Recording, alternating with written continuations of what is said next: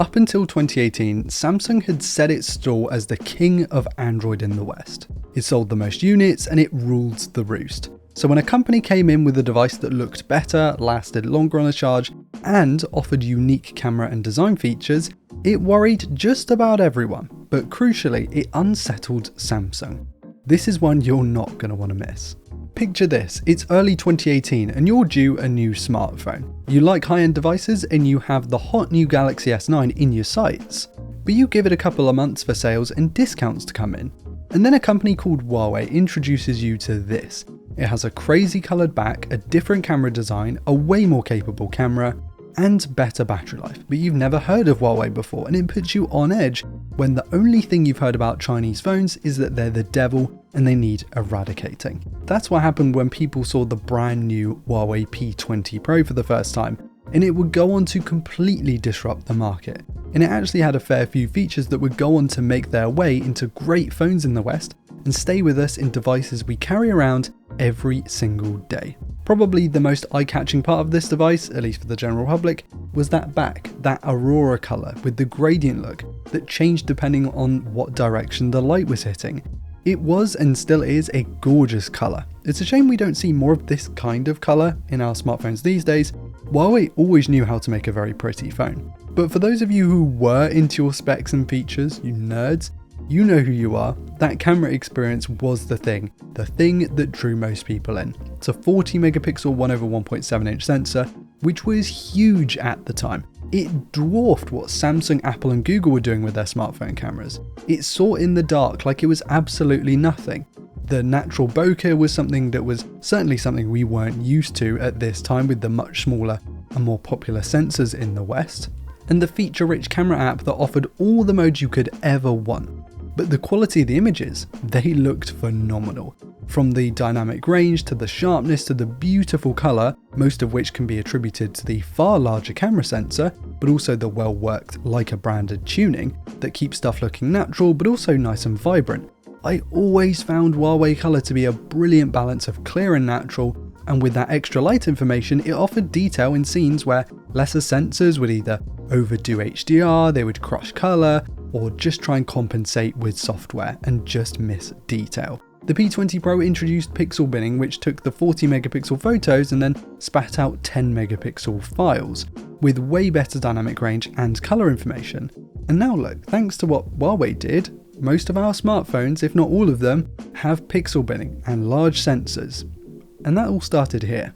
Fascinatingly, I found out recently in a Vlad Savov article which was published years ago on The Verge, that one important person from Nokia's PureView division, you know, the guys who made the 808 and the 1020, actually became the head of imaging at Huawei prior to the P20 Pro's release.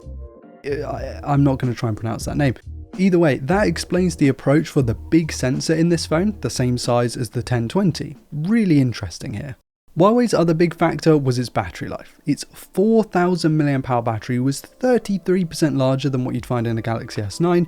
It meant the phone would just last significantly longer on a charge, with 50% faster charging too. It really did take a dump on a lot of what Western smartphone makers were doing and pushed them to make changes and improvements to keep up with Huawei.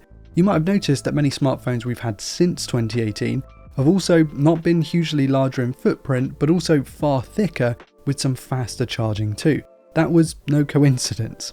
It was clear that Huawei had influence on the market evolving because it offered things that the competition just weren't doing. Samsung Galaxies, once thought of as the best by the general public, now looked inferior, shown up in fact, by this new kid on the block. The P20 Pro had 50 to 100% more RAM than the S9 as well, and felt like the more ahead of the curve device in many ways, but there were certainly a few downsides to this package that obviously made their way into the media headlines. Like, it controversially didn't have a headphone port, which wasn't the norm of the time. Sure, Apple did it, Essential did it, but actually Samsung would go on to keep the connector for its next generation as well. This certainly put a lot of people off buying one of these. The P20 Pro also lacked any kind of expandable storage, like no nano memory, no SD card, but the S9 did have a micro SD card slot, and that card just wouldn't transfer over to the P20, which annoyed some people. It lacks the highest end Bluetooth standards at the time. It had a big old notch taken out of the top, which was more divisive than overly negative, but IMO just didn't look very good, and Samsung was doing a lot better with its design on the front of the device. But probably the biggest issue with this phone is that it was Chinese, with Huawei's alleged ties to the Chinese government, which certainly didn't help its reputation with so much noise being made around these smartphones invading our lives. Funny story, my partner's mum actually bought one of these back in the day and then heard about the whole Chinese invasion thing and quickly returned it for an S9. Was that the worst decision? Probably not, but this reputation wasn't just a bit of online media, it was a genuine concern for a lot of the general public who picked up on it and made their purchasing decisions based on it. As you know, the story goes that the P30 Pro was the last Huawei device to ship with the Google Play services, including that crucial Google Play Store. The Mate 30 Pro onwards was sold in the UK as well as most of Europe and Eastern markets, but with Huawei's own app gallery, which really wasn't the same thing and would ultimately kill the phone brand here in the West. Now, there are arguments to be made either side for this whole situation. I'm a fence sitter, my butt hurts. I think there are very valid points on either side of the argument, for Huawei phones being generally unproblematic and Huawei the company being relatively evil. But what we can't deny is the impact that Huawei had in the smartphone innovation and in the smartphone market. People not flocking to this phone and its successors didn't mean we wouldn't see changes based on its presence.